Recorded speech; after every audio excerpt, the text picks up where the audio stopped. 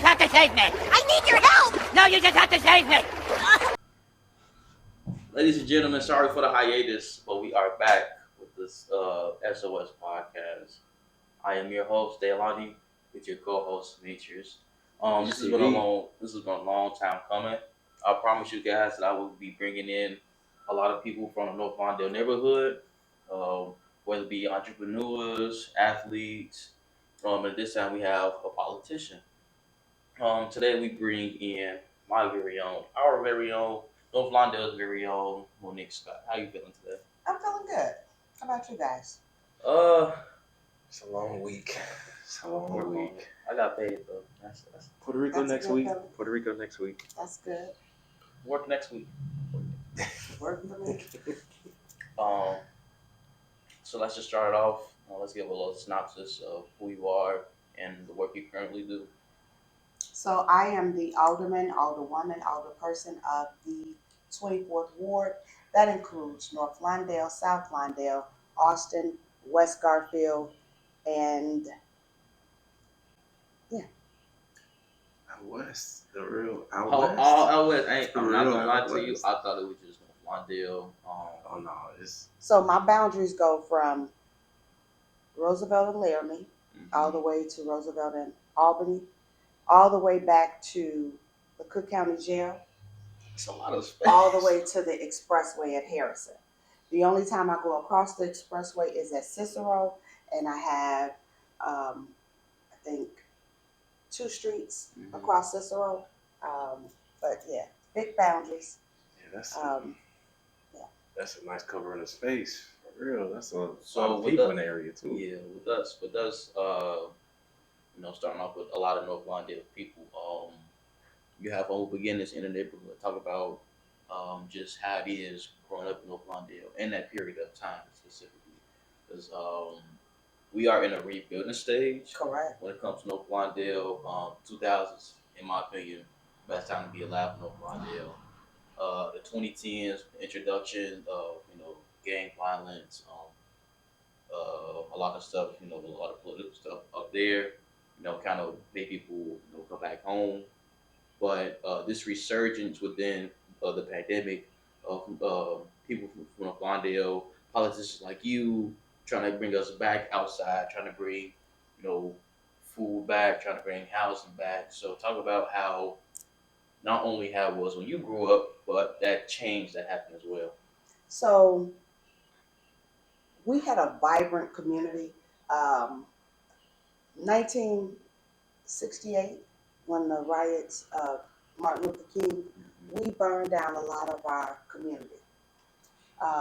In addition to the burn down of the community, with previous administrations, there's been a lack of investment.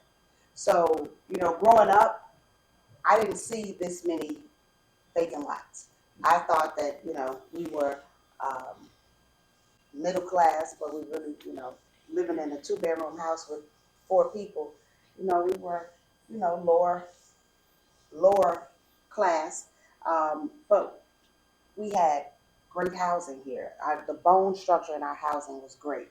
I lived on Douglas Boulevard, and there was nothing but houses. You didn't see empty vacant lots. When you look across the street, you didn't see empty vacant lots. Those were stores and structures, and so it was around the time maybe like the 90s we started knocking down a lot of our buildings, and so that comes from the administration. When you have when the way I look at things, I look at things as intent. And so I think that the way that crime is set up, it's intentional. The way that our housing is set up is intentional. The way the lack of disparity of food is intentional. And you got to think, this is a community where we sit right off the expressway from 55 to 290. You can get to downtown on Roosevelt Road, Cermak, Ogden, Madison. I mean, you can get that. This is an amazing prime area. And so, and you look at the housing, we have brick buildings. These are the bone structure on our buildings are what an investor looks for. And so you think, why have they left us in despair so long? You think North Lawndale has been another neighborhood that's been a product of redlining? Correct. Yes, it has. And so, because of that, many people, like now, you're seeing the property value go up because people are selling homes for over $600,000. But it is my goal to be intentional to make sure that we have a community just like Naperville. When you go to Naperville, there's affordable housing, there's market rate housing, and there's $1 million homes. That's what a community consists of. It's a variety of people living in one neighborhood, living in different economic statuses. And I just think that that's important when you live in a community because you teach people how to live and how to survive in a community. So speaking of teaching, you guys don't know, I met Monique not even before she was where she is now. When you was born. From when I was born, two instances actually. She went to my church, not too far from here, St. Agatha. Shout out St. Agatha. And on top of that, she was also one of my camp counselors for Holman Square. So this is where my next question is going to start at. How was that time being a camp counselor at Holman Square? And my follow up question: when did you become a camp counselor to a advocate for North Lawndale politically? When did that change happen? So, me being a single mom, I needed that work-life balance, and the Chicago Park District gave me that balance. If I had went back into corporate, I couldn't rear my child the way that I needed to. You know, Being at the Park District gave me that work-life balance so that I can rear my child as a single mom. Um, it's hard being a single mom, getting your kid to school, taking them to an activity, picking them up, and you still got to go to work, still got to cook. So the Park District gave me my foundation. Not only did I start at the Park District, I was at Lawndale Christian um, Fitness Center for over 13 years, Okay. um, teaching kickboxing. So I've always had my foot in the community with serving.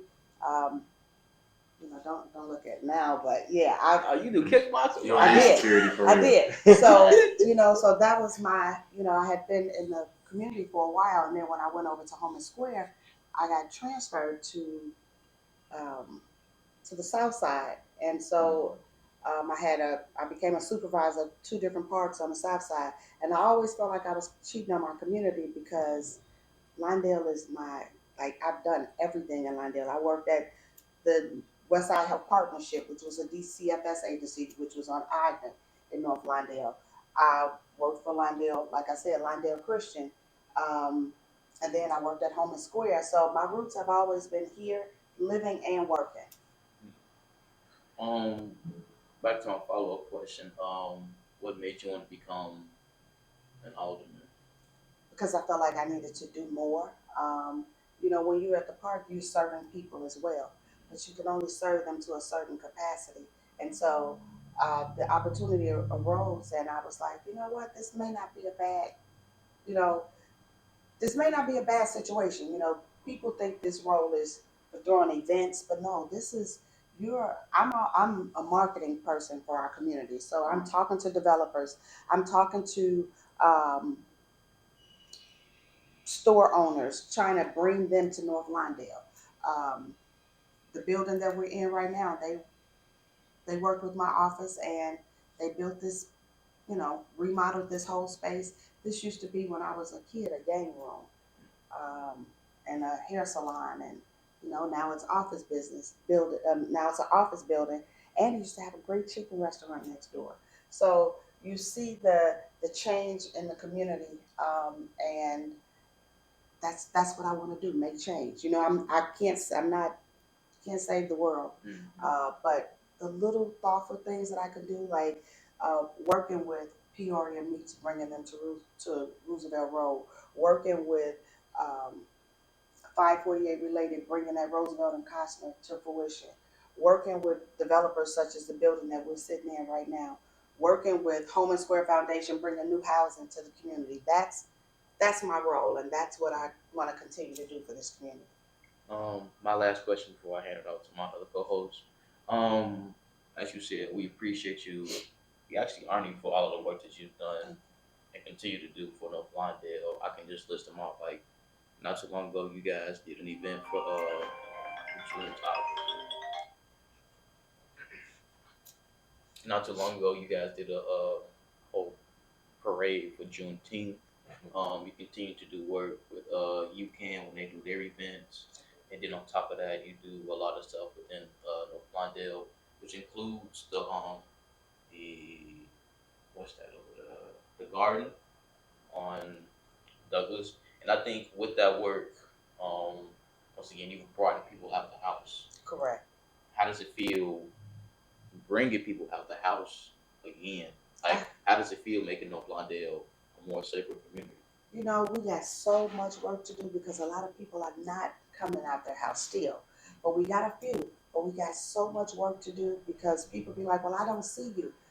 But I see everybody else. You got to come out the house. You got to meet people where they are. You can't change a community and stay behind your doors. You can't You can't help with crime and you stay behind your doors. Crime doesn't move.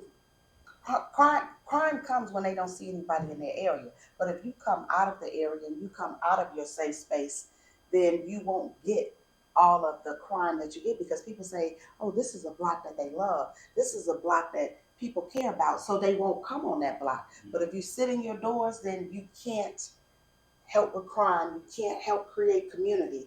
So I am going to continue to work to try to bring people out. You know, this Sunday we have an event where we're doing a unity event where we're bringing more people out of the community. We'll be on Ogden from Central Park all the way down to Harding. And so I think that's going to be an amazing event to bring more of our community members out. Okay, I lied. I got one more question. Okay.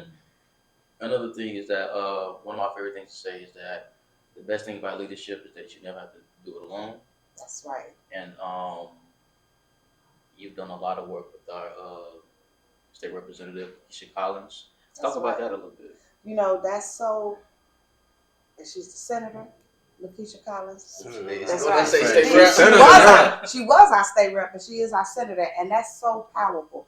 And thank you for bringing that up. It feels good to work with Michael Scott Jr., the commissioner, Senator Collins, because we get to, you know, the resources that we need, we can all pour them back. Mm-hmm. So we sit around the table and we talk about things that we need for the community, and then she knows how to pour into those organizations so that we can continue to do the work that we need to do. And so that is so powerful when you have those political figures in place and we all are working together. That's powerful. Because even when you guys also had Brandon come out, I think it's just, you know, amazing to see politicians, not only that, black politicians. Correct. Coming together.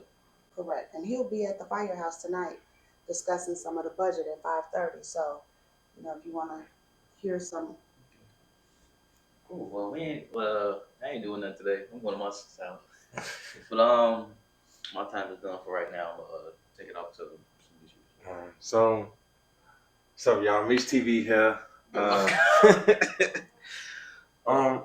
The way that I met Alderwoman Scott is a different way because I met her through DeMarco.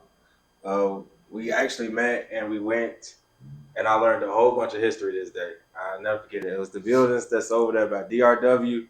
We was in there. We discussed so much and like so many different plans of like what it could be like now, and like from what it used to be, and like from that moment that taught me like, my community is actually bigger than what I thought it was. You know, because I just thought it was some abandoned buildings. You know what I'm saying? Like, I know that a lot of factories and stuff used to be like, you know, around the foundation of North Lawndale. So for it to change and for it to look how it is now, even just on Home and Alone and Home and Square, it's a very improving because now it seems like we're more focused on the next generation. Correct. We're not stuck in the past. We're moving forward. How does that feel knowing that more and more as days go by, the next generation has a bigger voice and is gaining more and more support as time goes on? And see, that's why it's important to have people like you around because we need that push. We need you all to get out to tell other younger people to get out and vote.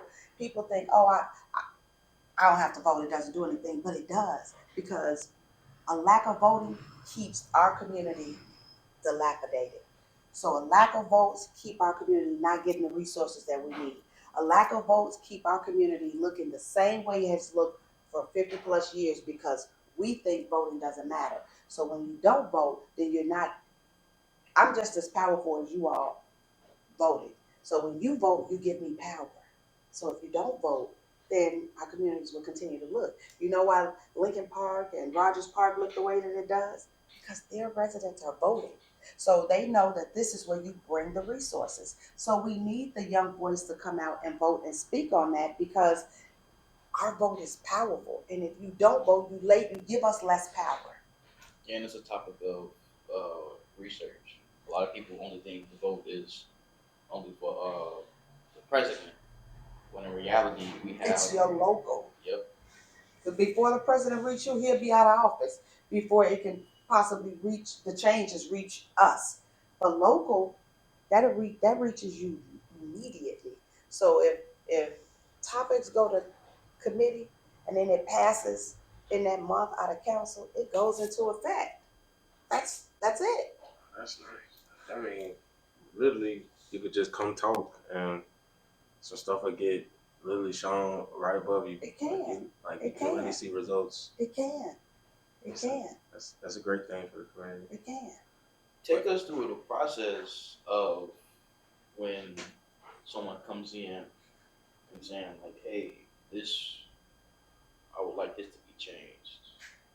Well, it has to go through law and legal to make sure that whatever change. So we as a community we can always our write ordinances that we feel like. So there are ordinances where you're not supposed to park on a vacant lot, or if your trash is dumped in your yard, we give you a ticket.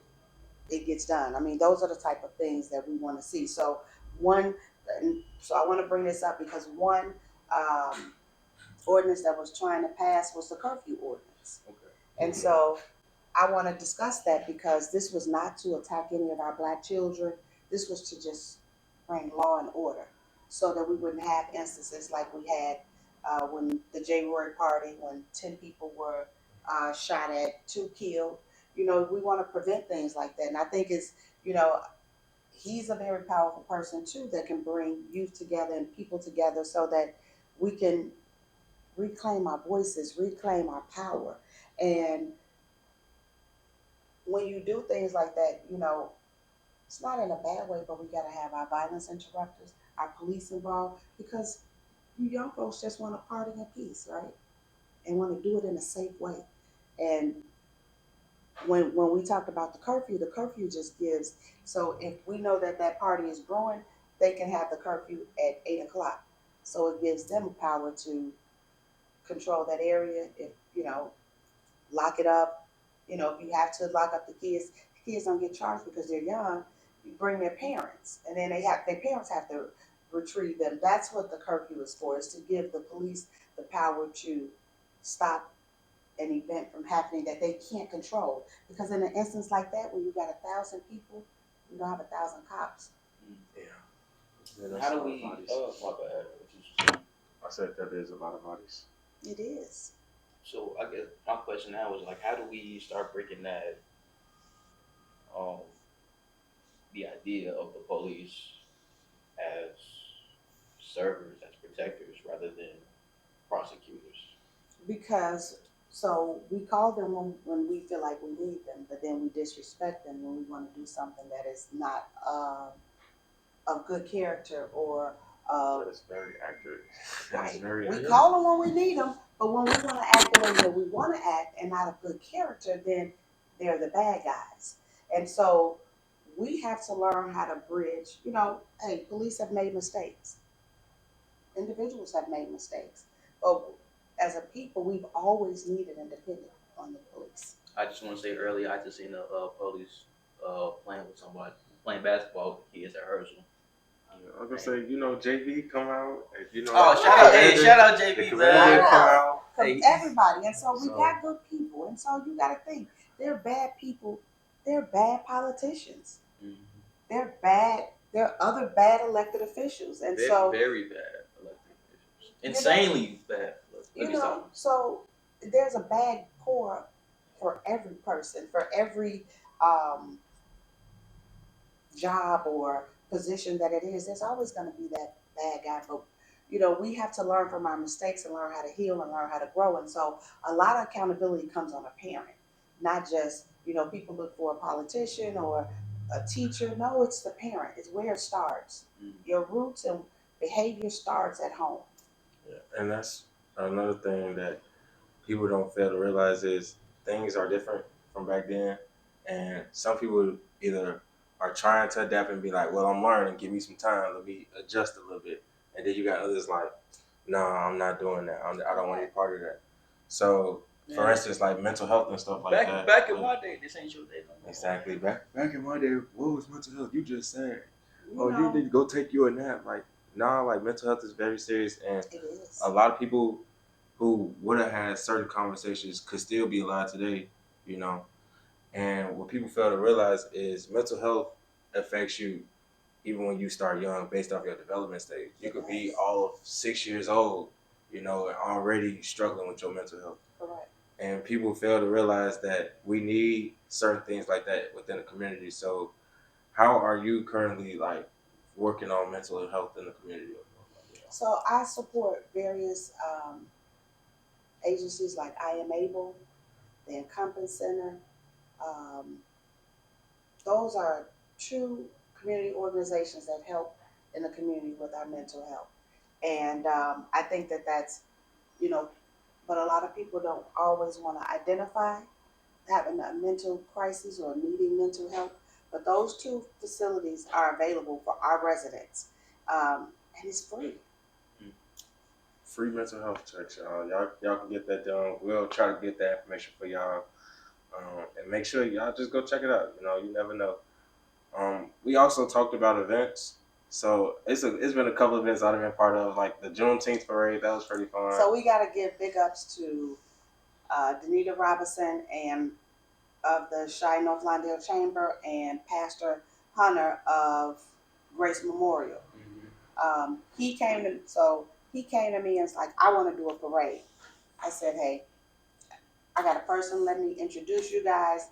They can help, and they have synced their relationship since formed the Chi North Lawndale Chamber, um, which helps with our economic development in our community, the Chi North Chamber, and Grace Manor is the one of the developers that's building that housing on Holman and Ogden. It's a colorful building. Yeah. So that was an amazing idea. It first parade went off with no hiccups. I mean, it was fantastic, and so I'm excited to see what 2026 Juneteenth would be because we did that with people like I don't know, and so now they saw it, and now I know we're gonna have more. A little synopsis: we talking small businesses on their own floats, small businesses coming down the street selling their own clothes and stuff. That's right. People coming out. We had like the police, the firefighters, all take all the streets. My only two gripes was one, I ain't getting nothing to go play, and two, it was hot. It was it was hot. What? Oh my God, it was so hot that day, but we made it. We did it. It was community love all throughout the entire parade. To see that big crowd when we was all at the apartments. Yeah, that was a lot of. That was tough. That was huge, wasn't it? Because it's like, man, that's almost all of North Lawndale right there huge. Coming together, man. That's right. That's why I keep saying like us being outside. I've never seen that many group of people in North Lawndale outside together since I was a little kid. Yeah, that was huge. So for us to do that now for a newer generation, for a generation who's either been young enough to see it crumble or in that age to see it, to understand it crumbling, to bring that back, it just it made me feel good inside. Good, it did. It made us all feel good inside. Will we be having other parades or other events? No, probably not. Parade is hard and it takes a lot of resources. So Just like you do one Bud Billiken, you do one Juneteenth in North Lawndale. And that's okay. You Okay. just got to make sure you set your alarm clock and show up on time, because I didn't. Yeah, I tried to get on the promise floor. you. He told me to get right back off. I seen you, so I literally, as I'm walking up, I'm like, okay, I'm thinking it's gonna be like maybe like 10. No, it was some people. They was like, yeah, some folks is around the corner. I'm around the corner. And the party didn't stop. As soon as the parade was done, a lot of the big spots, they had their own little concert, their own little, nice. barbecues. That's Boxing Out Negativity did they were at rides and games, and it was huge. It was huge. We're gonna try to get y'all on there one time. Yeah, we're gonna have to get you to come out. Yeah, shout out Boxing Out Negativity. Shout out Derek. Shout out all of them. You got any more questions? Yes. So, with the way things are coming with, like you said, new buildings and new things happening on Ogden, how important is it that these new restaurants that we have in the community for people to go ahead and try, even if it is getting out of their comfort zone? They gotta try it. We got the Soul Food Lounge, which is on 16th and Hamlin, which the food is amazing. We have Soleil, which I had lunch yesterday with the staff. It was amazing. You got Jerk Valley. Shout out Jerk Valley. Got Jerk Valley. We have another jerk restaurant on Pulaski and Lexington. They said it's good. I haven't tried it yet. Yeah, we gotta try it. You gotta try it. We got Just Chicken. They got some amazing fish and chicken and a salmon wrap. We got Luminati's. We have. We need more. We got Big Top Red off Ogden too. So if you are watching this and you want to bring your business to North Lawndale, we welcome you, because there are so many. We have so much of nothing that anything that comes will be an amazing asset to a community, because we're hungry, literally. Yes, because to this day, we have 2 Dunkins in the community, and I'm just like, I've never seen a Dunkin' Donuts this close to me. Like, I could literally walk outside my house, Dunkin' Donuts right there. I go there a lot. We actually had a Starbucks before we had a Dunkin' Donuts. We did, and they moved it really quick. But shout out to Be Love, because Be Love Cafe has some amazing drinks and food that they carry. It is a nice place where you can go and work, grab some honey. It's amazing. Next question. We gonna get him too. As a woman, not me, you. Not me, you. How important is it to keep your staying strong, to be a role model for the next generation or the current generation? Well, being a woman, that naturally comes with a black woman. But that naturally comes with strength. Mm-hmm. Think of your mom. Think of your mom. Shout out mom. Your mom. Shout out his mom too. Your mom was a single mom, right? Mm-hmm. Had you young. Who's the oldest? Me. Had you young, still managed to finish college, still managed to keep her family together. That's the strength of a black woman, is something that you can't even compare to. We keep while we're getting up, going to work, rearing our kids, coming home, cooking dinner, and get up, we do the same thing and make sure our kids are okay. And then still, like I said, we still have to come to work. That's strength. That is strength. And you deal with so many other things that hit you. It's a lot just being a single mom. Especially a single mom in politics, because you got to make sure that you balance. You got to make sure that you're keeping the relationship with your kid and things with your kid, and still trying to hold the community down in itself. And when I feel that I lack that, I know how to step away and pour into my child. Because people gonna test you. That's okay. And I've seen it. It's okay. And that brings me to my next question. As a politician who's a black woman, when people test you, how do you keep that composure in those serious moments that could go out of hand? Walk away. Okay. Just do a walk away. But this is what I can always say. So I was tested and I made a mistake, and I learned from that mistake because you have the power to control every situation. You have the power. If this person is having a bad day, sometimes when you're dealing with a constituent, maybe sometimes they need a hug, or sometimes they don't want you to touch it. Just be like, how can still reinforce this is not personal. How can I assist you? Because sometimes people make their issues personal and not business at hand. And so if I keep it business and not personal, things can. I've seen it change. I've been around the community enough to see you, and like we mentioned earlier, that you and Lakeisha, y'all do a lot of work with each other, and based off of specifically in North Glendale. Um, how does that feel knowing that, you know, the women of our community is like really like pushing to make sure that everything gets done how Yeah. it needs to get done? That's powerful. When you have a sister in good government and you can talk to her, you all can feed off of each other. That's powerful. And so that that just shows leadership. And like you said, leadership is across the board through our staff, um, through the community. I mean, that's huge. I can't thank her enough for being the person that she is and bringing the resources and the knowledge back to the community. Last question. Um, what do you feel like is the most important thing towards your legacy with being the alderwoman? Oh, it's so much. I want to make sure that we have amazing schools. If you have not gone over to Collins to see the investment that was made from CPS and the city, there was a $40 million that I advocated for Chalmers, Johnson, and Collins, and uh, the programs that Collins are going to bring and give the kids. College is not for everyone, but to have a film program, to have a cosmetology program, to have a a media program, that's huge, because it gives kids hope. Because after college, I mean, after high school, sometimes kids don't know what they want to do. And so that next step to that STEAM program at the Collins Academy, I think is amazing. Having additional housing in our community. We have 3,000 vacant lots. And no matter if, like people be like, oh, you're giving the community away. No, if I gave a developer 100 lots, we still down 2,900 lots.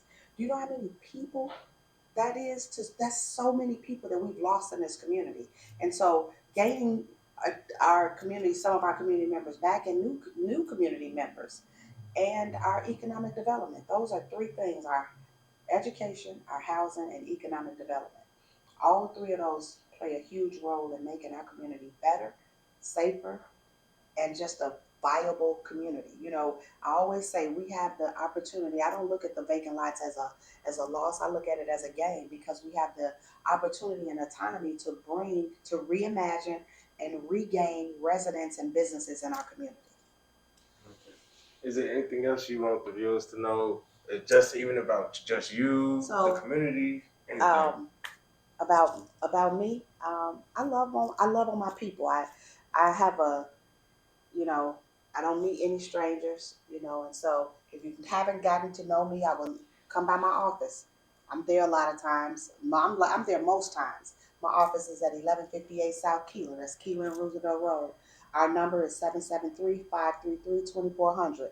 When I have community meetings, I have community meetings that bring knowledge, not for you to come and sit and complain, because we all have complaints. We all see the same thing, smell the same thing, hear the same thing.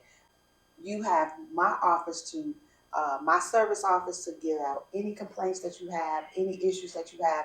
When I have meetings, I like to bring viable information so that you know what's going on in the community. Um, there is, I think something we have a new car wash that's being built on Roosevelt and Independence. And with that, it's going to nice car wash, but he's also giving away a $30,000 car.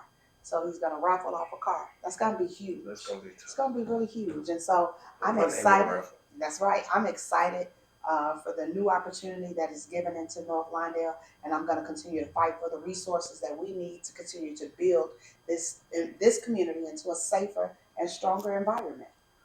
I apologize. I was just promoting. I know I had the phone in my face, but don't worry about all that. It's gonna be edited out. we appreciate you for I appreciate you all. this was a long time coming. It is. It We've was. been hoping to do this interview since May, June. Yeah, like that. So I got a question for you all. So are you all gonna? So now this is your program. You two. um business.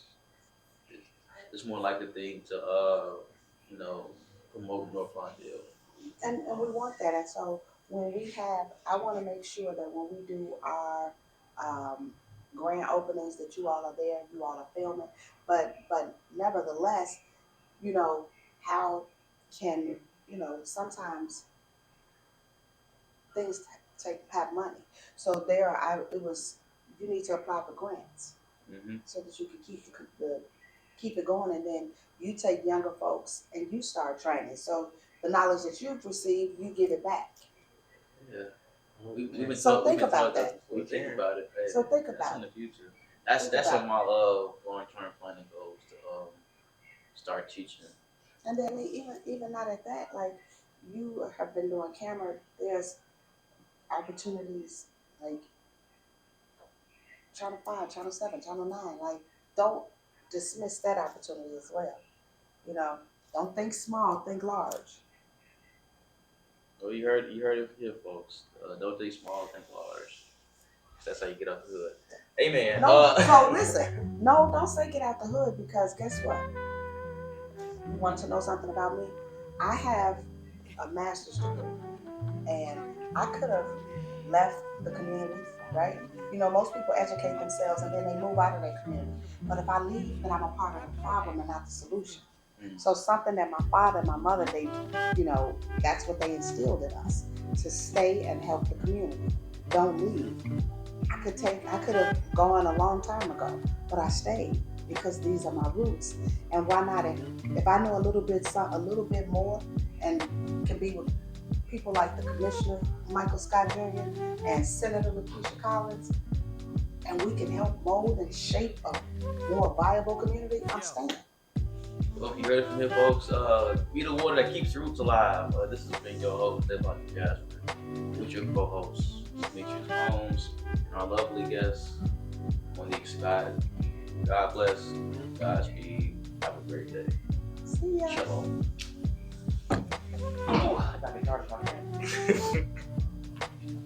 Yeah, we don't get stuff and then we leave.